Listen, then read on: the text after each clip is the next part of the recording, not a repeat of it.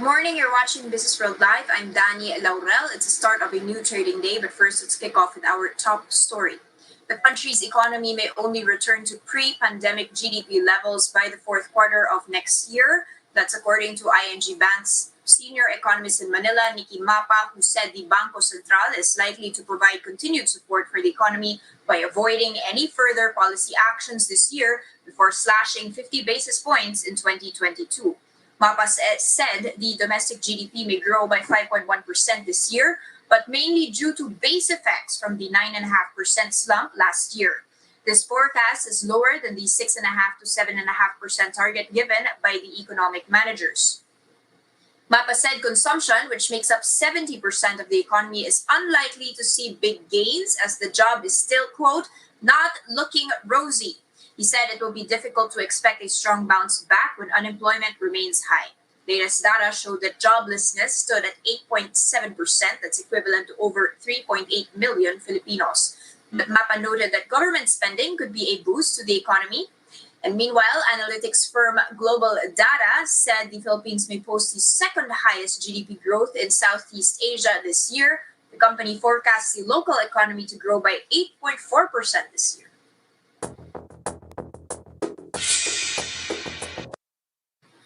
Okay guys, kicking off the markets report with a quick health check of our local units. You can see in my terminal here, the peso yesterday piercing the 47 level to the greenback. That was the highest or strongest level in more than 4 years. Now this comes as the country's foreign exchange buffer eased in January. That was from an all-time high in December. Now the same economist that we're mentioning from ING, Nikki Mapa, also mentioned that the appreciation trend of the peso is seen to be continuing this year. That's due to soft corporate demand, especially due to the fact that there will be lower imports because of the impact of COVID-19 on the global economy and trade. And you can see on my terminal here, the trade deficit for the peso, at least for the December print. Now let's move on over into our terminal here and take a look at the U.S. markets. That was actually closed for President's Day on Monday. You've also got Chinese markets still closed today, so still a week-long holiday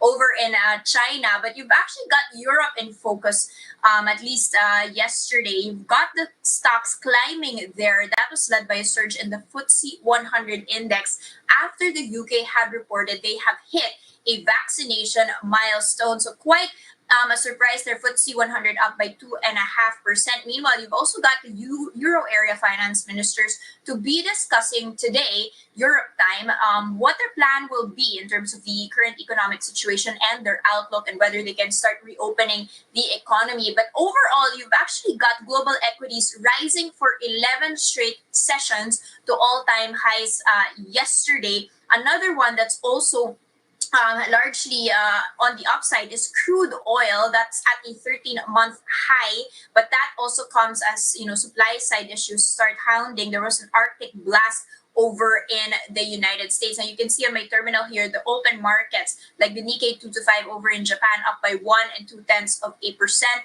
This morning, Taiwan as well.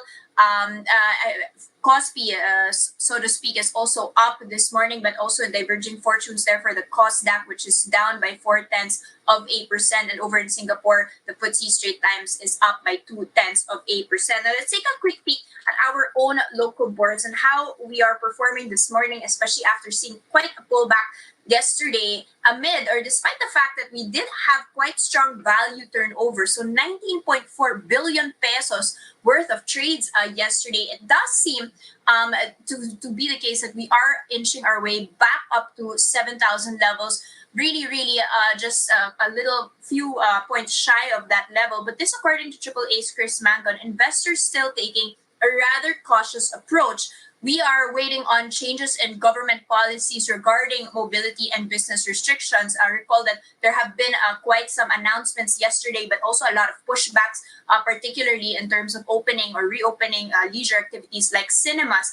You've also got trading volumes on the blue chips continuing to decline, according to Chris Mangon, as the volatility starts quieting down he says that everyone is now focused on the vaccine deployment. Now, recall, we are set to receive 600,000 doses this month already of Sinovac's biotech COVID-19 vaccine. The other side, also, you've got the COVAX International Vaccine Sharing Facility. And from that facility, we will be getting 117,000 doses of Pfizer BioNTech. That is already this month. So a lot of eyes on that. Will the government be able to deliver on its promise? And that is what everyone is waiting to see. Now, let's take a quick peek at some specific stocks that I wanted to watch out for this morning, beginning with Megawide. Recall that a lot of eyes are on this specific builder, particularly because they had lost the bid to rehabilitate NAIA. But now it seems that they are setting their sights on other projects, in particular Suncity's project. They've just received 26.3 billion pesos worth of new contracts for Suncity. That will be for a West Side City Resorts World project along Manila Bay, and the expected completion date will be 30 months from the start date. Now, recall that they did need this. Their contract revenues did go down by 30%. Last year, that was around 7.41 billion pesos. The revenues from airport operations for the first 9 months of 2020 also down by 63%. Megawide enjoying an 8.12% jump. It's now 8.3% jump. It's now hovering at 8 pesos on the back of that news. Now, another one that I did want to check out on, another sort of failed airport bid, so to speak, is from Macro Asia. And this from the CAVITE government. They have now officially invited other firms to start bidding for the SANGLEY Airport project. This comes less than 1 month after it canceled that deal with Macro Asia and China Communications Construction Company. Macro Asia going the other way, down by 0.9%, trading at 5 pesos and 65 centavos. Now, here to chat with us about the trades of the day, we have with us this morning Ed Francisco, president of BDO Capital. Good morning, Ed. Welcome back. Good morning, Danie. Ed, okay, a lot of things to be discussing here, but I wanted to kick off with some earnings releases and try to parse through that. Let's kick off with SM Prime and your reaction to that. 2020 net income down 53% year on year, but of course we had expected that. We knew the 9-month figures here. The bright spot here seems to be the residential business. So compared to the mall revenues, residential posted 6% up. What's your take on this? And did you expect this at all? Yes. No surprise. The mall operators anyway in the Philippines carried the load, right? They didn't charge their tenants. They didn't get any support, and I think that's taken already. Investors in a way understand. Let's just say maybe appreciate it. Foot traffic is improving. I was with SM seniors last week in another call. They're positive about that. So I guess as we see more people going out anyway, and we're seeing that the foot traffic is improving, sales are improving. So the commercial side will support the residential development side. So we're positive at least this year there'll be a pickup. And as the mobility, as you started in the program, improves, that will also improve SM's numbers. So we're okay with that. Okay, Ed, what's your general outlook in terms of retail spaces, especially since there have been a lot of closures, so it's not necessarily just related to foot traffic, but a fundamental shift in consumer behavior. So people are having deliveries, food deliveries, getting used to this lifestyle. E-commerce is surging. Why do you think that will be picking up to pre-pandemic levels? Yeah, no, it will really be a challenge to bring it back to pre-pandemic. Admittedly, there are still a lot of tenants have actually not opened up to now. So you see in all formats, in all malls, no, not just SM, even the Ayala malls and Robinson malls. It's really the challenge because they're not able to cover their overhead, so they're better off. I guess the old tenants decide to keep it closed. But admittedly, logistics is the key. Online is improving, but still not that big anyway. And they'll still need they still need to go and check out the clothes and etc. So you'll still need that. I do agree that some of the malls are gonna, I guess, rebuild their business model. They might convert some of their spaces to other things. In the past, it was shifting to food, right? Now it might be shifting to some kind of offices or whatever, as long as they can generate the revenues. But I think I don't I hope that it won't be empty for long, and then that it'll just be a shift in the mix of the composition of the revenues. But I guess our mall operators are resilient, and people will continue to order and need to fulfill their wishes and need to go out. Okay. And what about your thoughts on residential? Was this, a surprise in any way that it was up last year by 6% compared to 2019? Especially as we've just gotten the remittance print and it is lower than analysts had predicted, but still, let's say, less negative than what the BSP was expecting. Yes. No, I guess that shows you also the resiliency of the property sector in general, no? Not just SM, but others. Admittedly, there has been a shift from in some other other companies that we cover, a shift from the high rise at one point because they were afraid of getting COVID in the condos, and the shift in the horizontal. So that's been strong. So I guess if you're working with or if you're investing in a developer that has the whole thing, if they've got it all, then at least that diversifies their profits, and that really makes sure that at least going forward, as the real estate improves, the sector improves, your stock, your investments also will improve. And what do you think of the valuation of SM? It had declined yesterday on the back of their earnings. This has been a stock that's moving quite fast whenever, because it's a blue chip that foreign investors like to sell and buy. Is this time to be entering now, especially as we had this property jump in November? It seems to be bearing back. Yeah, no, I think for the SM and even Ayala and the other blue chips, right? If you're still bullish on the Philippines, of course it's taking a little bit longer to recover than expected. Then these are the companies that you can invest in and then sleep, and you'll be comfortable that they will do well.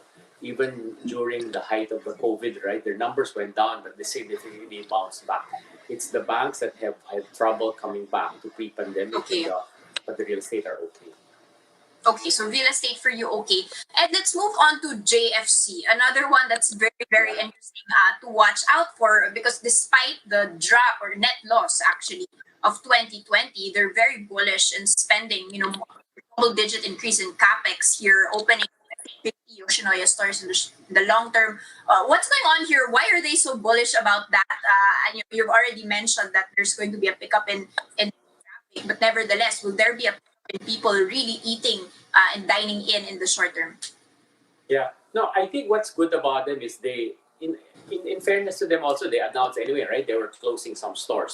So they took the hit. Okay. They closed down unprofitable locations. They restructured some of their brands, right? Even their acquisitions. So that positions them towards growth. I think they are one of the best companies who understands consumer needs anyway. So admittedly, as people have continued this because of Grab, Panda, and whatever food deliveries are strong. But in addition to that, I guess people will go out and buy more food and eat there. I myself, it's just across our building, so I go there from time to time. You miss, getting a fresh thing or a fresh burger or a fresh palabok. So that will improve, I think, over time. And I think they're positioned for that. What about their acquisitions? You've got Smashburger and Coffee Bean, which were loss making, so to speak, and even their pivot into overseas areas. Is that going to bode well for them during this year? I think it shows anyway that they're diversifying, right? Their core, JFC, the Jollibee brand is so strong, right? But diversifying to other markets is also very good, right? So that at least you're even if the Philippines consumption spend is a little stalled, at least they have growth in other markets, and then they continue to look for other brands. I think that's a very good strategy actually, so that at least it smooths out the earnings and the revenue growth. And because admittedly, as people recover or as the economies recover, they'll also want other brands. So at least if it's under the same umbrella, but it's still owned by Jollibee Group, then that's actually perfect because they can capture your wallet and also your mouth.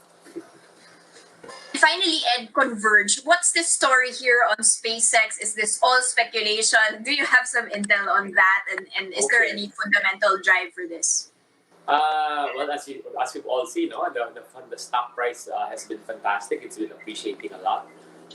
I've been working with a company anyway for them to be appreciated more and understood more, right? And as seen by their numbers, right? There are so many more households that they're catering to. The stock price has gone up. We've been talking to the PSE also and asking if they can be already included in the index. I think it will take more. They're really scheduled later part this year, but the investors are recognizing that. If that thing with Elon Musk really pushes through, and I think there's some talks, not Yeah. still of course confidential, that could potentially bring, I guess, push the price to the roof or to the stars.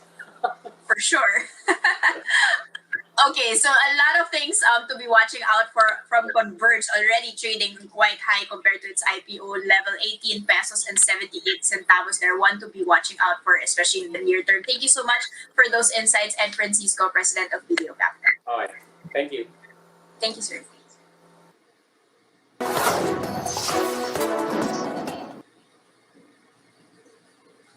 Okay, checking in on the other headlines we're keeping our eyes on. Energy World Corporation, Excellent Energy Resources Incorporated, and Batangas Clean Energy are projecting their natural gas-fired power plants to launch between 2022 and 2025. Now, according to the Energy Department, the plants launching in the next few years include EWC's 650 megawatt combined cycle gas turbine in Quezon. Now, the same goes for EERI's 1,750 megawatt liquefied natural gas power plant in Batangas, as well as Batangas Clean Energy's 1,000 megawatt natural gas fired plant. The DOE is seeing increased dependence on gas fired plants, along with the country's transition to imported gas. This is in the wake of the impending depletion of the Manampaya gas field in 2027. At present, this is the country's only indigenous source. Now, the Senate has approved on third and final reading the bill seeking to regulate the LPG industry. Senate Bill 1955 author Win Gatchalian said the objective of the proposed measure is to protect consumer rights. This proposed measure seeks to establish the LPG cylinder improvement program, which will replace unsafe cylinders with new ones. That is in order to minimize the risk of explosions and fires. It also seeks to institutionalize the cylinder exchange and swapping program to allow consumers to purchase refills by presenting any brand of cylinder. And the Trade Department may draft an order against installment-only payment scheme for vehicles, including motorcycles. Trade Secretary Mon Lopez says consumers must have the choice to pay the full amount in cash to avoid interest or by installment. This comes after the department received reports that dealers are encouraging customers or consumers to buy vehicles on an installment basis only. Lopez said the DTI will conduct a legal review on that matter and may issue a department order depending on what the law allows. He added that it is possible for dealers to get incentives from financial institutions for insisting on staggered payments. That's a first look into the business day. Today's Tuesday, February 16, 2021. Catch Business World live for the market close at 3:15 p.m. today. I'm Danie Laurel and we are One News.